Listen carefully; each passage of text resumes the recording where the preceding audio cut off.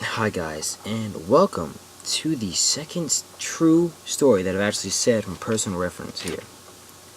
So I'm just gonna get right into it.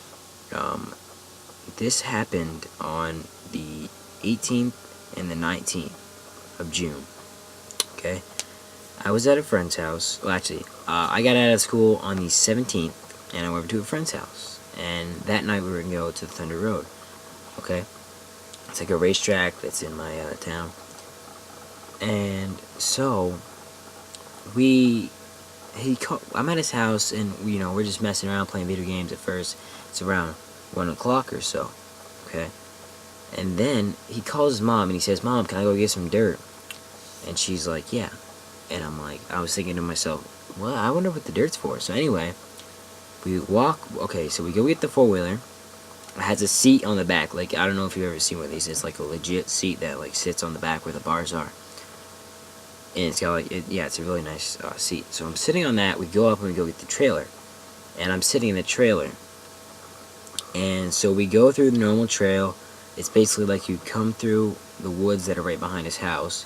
You go into a field, and you go on the outside of the field. You go through another outside of a field, and you go over a hump. Then you go through the woods, and you go into his neighbor's yard. And then like they were building a house up the road from his neighbor's like yard. So there's like a bunch of dirt piled up that my friend who can just take. And so we go there. We start putting dirt in there. We're having a fun time. Start laughing because we're missing the trailer completely. And but I was sitting in the trailer on the way there, and it was about to skip down, and we were laughing our asses off. And my ass was in so much pain after that. So then, after we got there, and then we go back to his house, and then he shows me what he's actually making with the dirt. It's a berm for his remote control car. Yeah, I don't know if you've ever seen one of those, but it's like a really, really fast one. It's waterproof.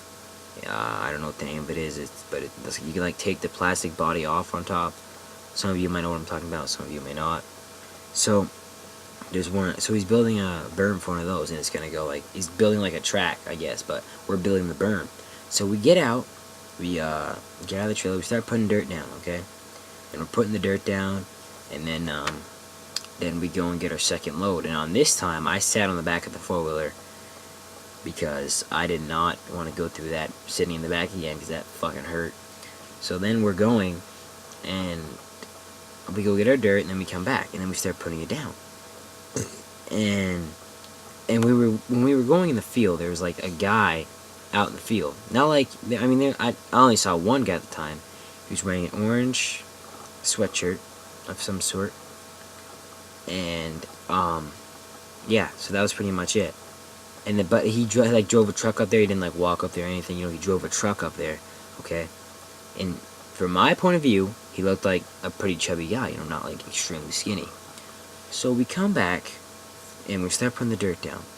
And I see through the woods this one guy, and it's like not really thick woods, like maybe like 10 feet of woods. Then there's a field. So I see this guy walking through these woods over to me and Trevor, which is my friend. And then he goes, this guy, okay, from first sight, he's so unnervy. I don't know how to say it. He was just very weird looking, okay? Not like, oh, his face is all fucked up, he looks weird. No, it's not like that at all, okay? He comes down, he's got short, gray hair. I don't know how old he is. He was really, really skinny. He had no teeth. He had like about one tooth on the top that was all yellow and one tooth on the bottom, I swear to God. It looked like he was on meth. To me, that's what it looked like. And he had a beer in one hand and a cigarette in the other, okay?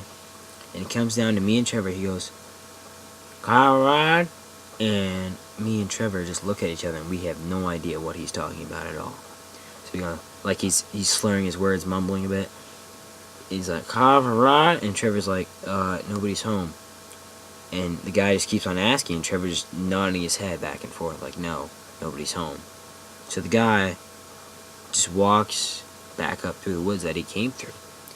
And me and Trevor, like, because that guy came over there and he starts talking to Trevor, so I kind of, like, walked away and went back to what I was doing, because I was over, like, the berms were spread out by, like, 15 feet apart, and there's like a few trees in between, like little tiny trees, like the one that you could like hold with your hand, pretty much. So I'm over there and I'm patting down the dirt, and I hear this guy starting to talk. So I walk over to Trevor. I see him talking to Trevor, and then the guy just walks right back up in the woods that he came from. So I was really freaked out. Like, me and Trevor started talking. We're like, oh my god, that was fucking weird. That was really fucking scary too. I thought he was gonna like kill us. It was the freakiest thing I've ever seen in my life. I cannot even get over it. It was literally, I have never been so scared in my entire life. All the things I've done that have creeped me out and made me scared, that takes the cake by far. So me and Trevor were just sitting there afterwards, and we got really freaked out. So we finished doing what we were doing. We got out of there. We went back down Trevor's house and just fucking, we told his mom when she got home. Oh my, but it was fucking scary. Holy shit. Oh my god, I can't even get over it though. Like, seriously. So if you're ever with your friend kind of towards the woods and you see someone coming down to you, I wouldn't recommend staying there. I would just get on, or, walk away, run, get to the house that you were at, because I could have been killed. That is what I'm saying here. Me and my friend Trevor could have been killed that day. I would not have been alive to tell you this story today. So, I just want you to remember that you should always be watching your back, no matter where you are. Unless you know for a fact that you're safe, watch your back.